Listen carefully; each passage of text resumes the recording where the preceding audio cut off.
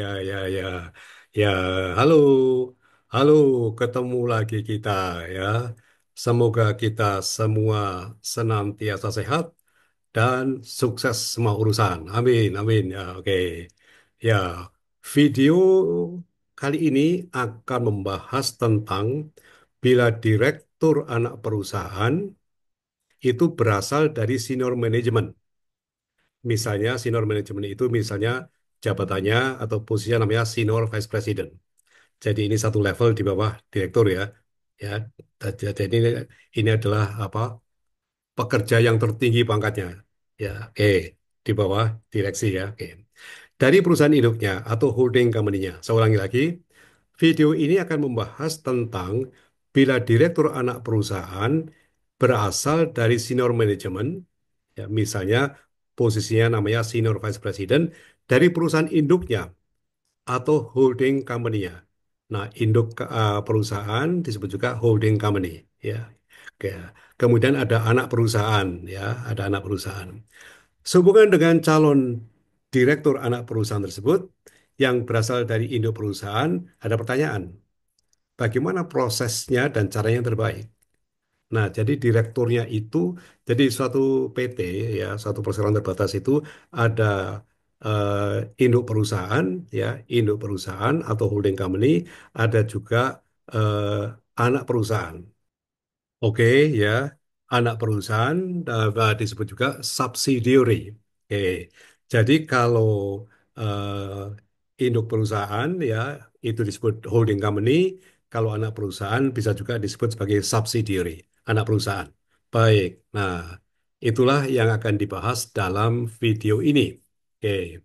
Dalam video ini akan dibahas semua hal-hal tersebut di atas.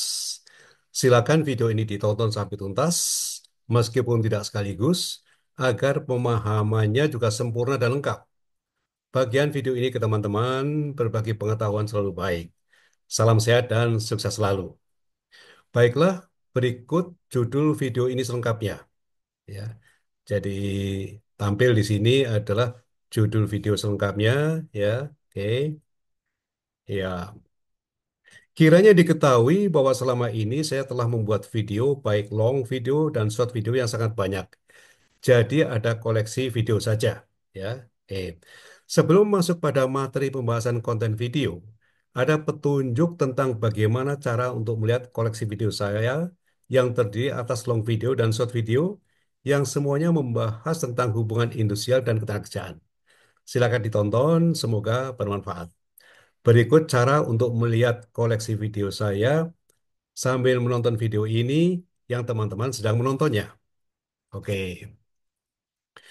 Nah, oke, tampil di screen ada dua kotak ya, kotak A di atas dan kotak B di bawah. Sebutlah demikian. Pada kotak A, satu, sambil nonton video ini, lihat ke bagian kiri bawah video yang sedang Anda tonton. Bagian kiri bawah ya. Oke. Dua, di sana ada logo bulat hitam, ada tertulis di atasnya tulisan BS, yaitu sebelah kiri ya, bawah kan, ada tulisannya BS. Tiga, silakan klik pada logo bulat itu, maka akan tampil berjajar koleksi long video dan short video lainnya. Ya, oke. Kalau yang diklik itu, gitu kan. Nah, sekarang bagaimana kalau akan melihat yang long video saja? Nah, kita lihat di kotak B. Di kotak B di video itu kan ada dilingkari dengan merah. Kalau yang video ini diklik, maka akan tampil semua long video saja. Ya, long video saja tampil seperti itu ya. Namanya koleksi ya tampil semuanya begitu ya. Nah, kalau akan melihat yang short video saja, maka sebelahnya short video saja yang diklik. Nah, gitu ya. Di situ kan tertulis ada home, ada videos, ada short, ada playlist, ada post dan ada membership.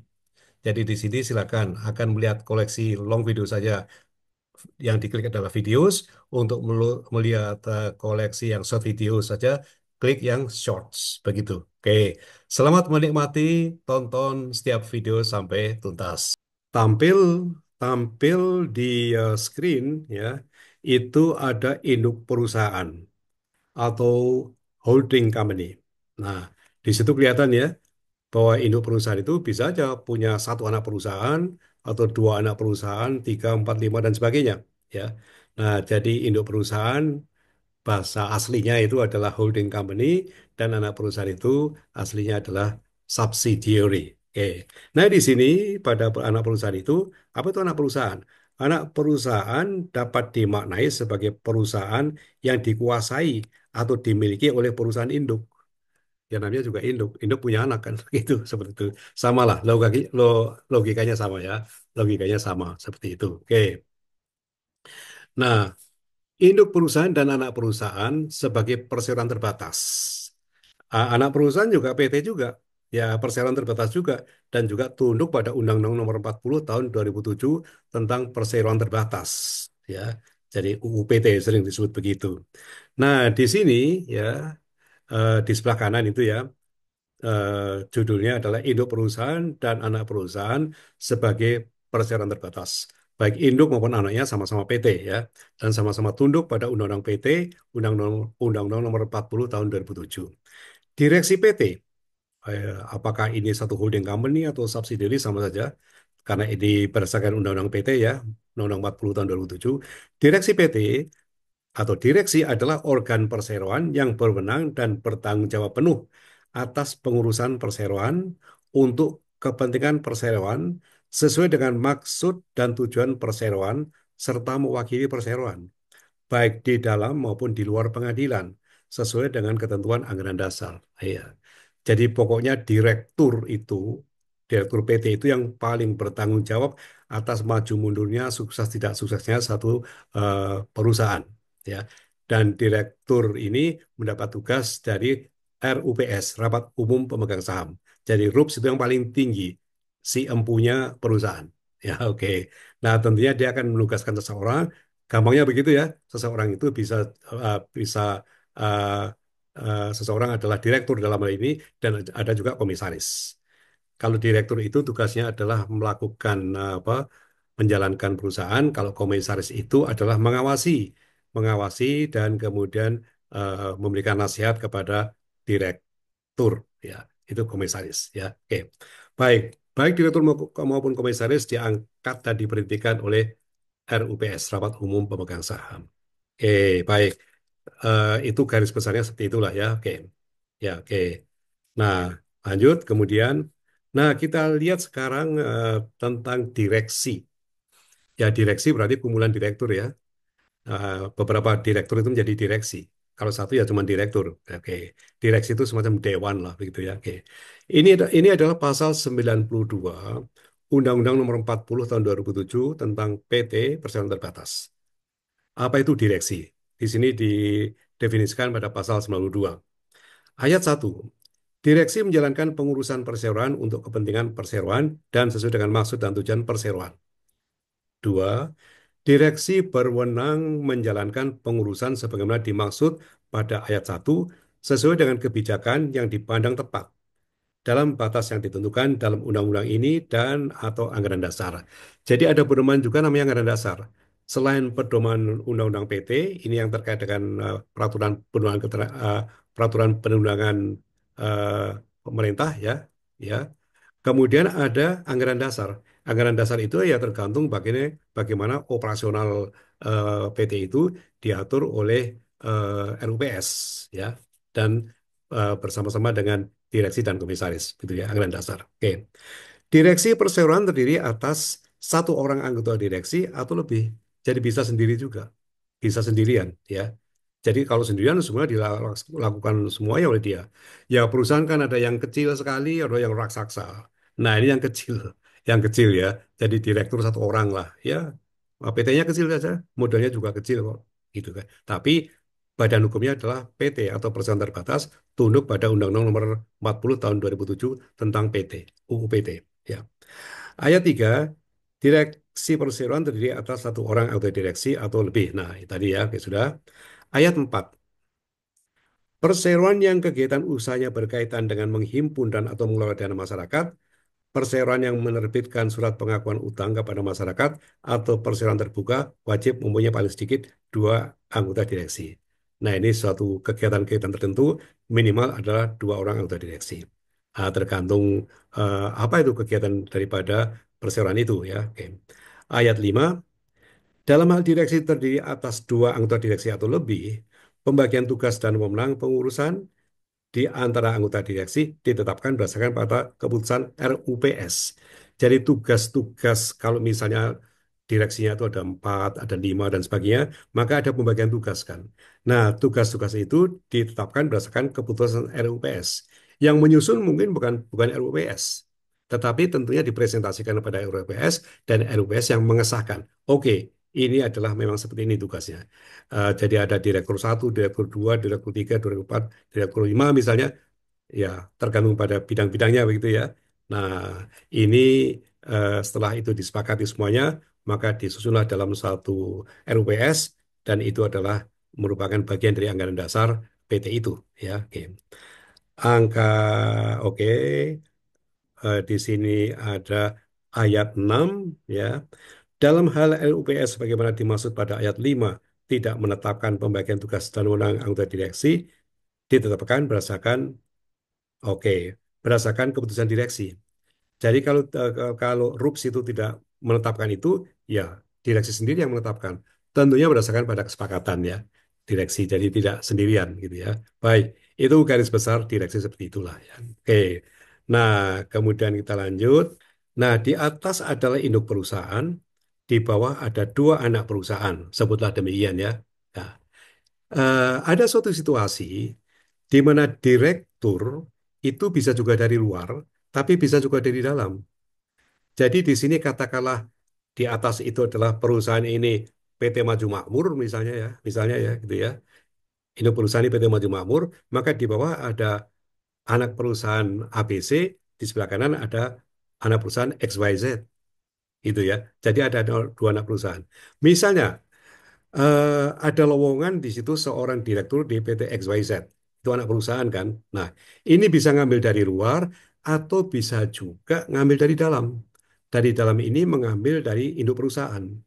Jadi bisa saja seorang karyawan di induk perusahaan itu kemudian diangkat menjadi direktur di suatu anak perusahaannya. Nah, di sini contohnya. Misalnya di induk perusahaan ya ada seorang yang dengan jabatan Senior Vice President atau SVP.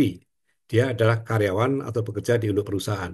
Nah, kelihatan dia punya kemampuan, punya ya apa skill yang bagus gitu ya. Nah, kemudian dia ditaksir, ya ditaksir bukan yang lain itu ya. Kemudian dia diharapkan, oke, Anda memimpin anak perusahaan, diberi kepercayaan begitu. Itu bisa terjadi. Lalu si SVP ini akan menjadi direktur di anak perusahaan. Nah, di sini akan dibahas bagaimana prosesnya nih kalau seperti ini. Proses hubungan kerja antara si SVP dengan eh, induk perusahaan kalau dia kemudian meninggalkan di situ, kemudian masuk menjadi direktur di salah satu anak perusahaan. Oke, ini akan kita bahas di sini ya. Oke. Nah, tampil di sini di sebelah kanan ada beberapa alternatif. Ya, oke. Yang tadi kita ulangi lagi. Nah, angka satu, SVP, Senior Vice President ya, SVP dari induk perusahaan, yang akan menjadi direktur anak perusahaan, kalau dia itu berusia sekitar paling tua adalah 3 atau 4 tahun menjelang usia pensiun, kalau misalnya usia pensiun itu 56 tahun, mungkin dia umurnya sudah 52 tahun atau mungkin 53 tahun. Jadi tinggal 3 tahun lagi eh, pensiun kan, kan gitu kan, dengan induk perusahaan. Nah, kalau yang model seperti ini, ya, maka sebaiknya, ya, maka sebaiknya SVP itu ambil saja pensiun dini. Jadi putus hubungan kerja si SVP dengan induk perusahaan berdasarkan pada satu pensiun dini. Uang pesangon, uang penghargaan masa kerja sudah tuntas. Karena apa yang terjadi pada pada anak perusahaan bisa juga mungkin kita tidak tahu apakah dia akan lama atau tidak menjadi direktur anak perusahaan nanti. Kalau dia bagus, mungkin bisa 3 tahun, 4 tahun, 5 tahun, atau dipilih lagi. Nah, itu kan panjang. Nah, kalau seperti itu juga nggak apa-apa. Tapi siapa tahu dia kurang bagus. Nah, dilihat setahun aja udah nggak bagus, gitu kan? Ya dihentikan dong dari direktur anak perusahaan. Siapa yang menghentikan? Yang menghentikan adalah rapat umum pemegang saham di anak perusahaan atau RUPS dari anak perusahaan. Bahwa ternyata eh, si siapa SVP ini tidak bagus lah jadi direktur. Jadi cuma mungkin 1,5 tahun dihentikan, ganti dengan direktur yang lain.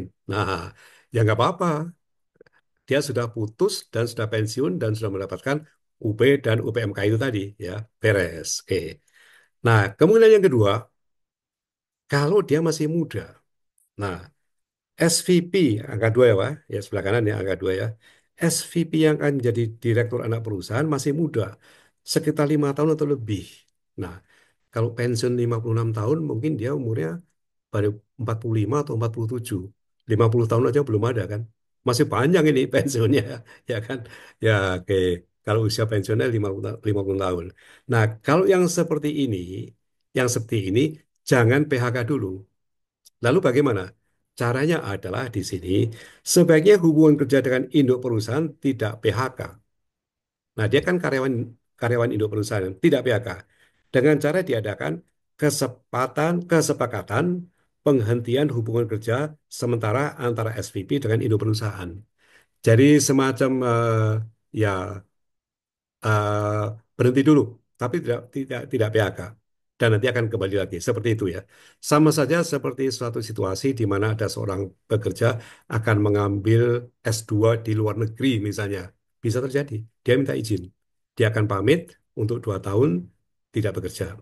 Dan nanti kalau dia kembali lagi, misal dia ke Amerika begitu ya, dari Amerika sudah lulus S2 dari sana, dia akan masuk lagi. Jadi semacam sementara penghentian sementara hubungan kerja lah seperti itu. Nah, ini yang paling aman. Jadi dalam hal nanti SPP ini ternyata hanya dipakai cuma 3 tahun atau mungkin 2 tahun di anak perusahaan nggak masalah. Dia akan balik lagi ke induk perusahaan karena dia belum putus hubungan kerja dengan induk perusahaan. Tidak ada masalah. Memang pernah ya 1 2 kali ada satu peristiwa di mana tidak jelas. Dia hanya keluar saja. Nah, keluar saja ini belum putus hubungan kerja. Seperti apa? Nah, ketika dia umurnya masih agak muda juga. Ketika dia hanya dipakai 3 tahun di anak perusahaan ribut. Loh, Anda saya kira resign dan sebagainya. Lalu begitu aja. Nah, kan jadi urusan. Jadi di sini adalah satu kiat cara yang aman, sebagaimana tadi saya uraikan, alternatif ada dua alternatif, angka 1 dan angka 2, saya kira cukup jelas. Oke, nah demikianlah, semoga bermanfaat. Ini satu tambahan, jadi sekarang jadi tahu ya sedikit lika-liku tentang seorang direktur dari satu perusahaan, induk perusahaan atau holding company dan direktur anak perusahaan atau subsidiary dengan angka satu, angka 2 tadi caranya seperti itu. Nah, kalau begitu aman. Oke, baiklah ya. Oke, seperti biasa ya, bagikanlah video ini kan ilmu pengetahuan kepada siapapun ya. Kalau Anda orang kantoran ya, berikan kepada atasan Anda mungkin, atau teman sekantor yang satu level, atau mungkin pada anak buah Anda. Oke ya, baik, karena berbagi pengetahuan itu selalu bagus. Baik, sampai di sini, sampai jumpa lagi di video berikutnya yang tidak kalah serunya. Oke, salam sehat dan salam sukses selalu. Ya.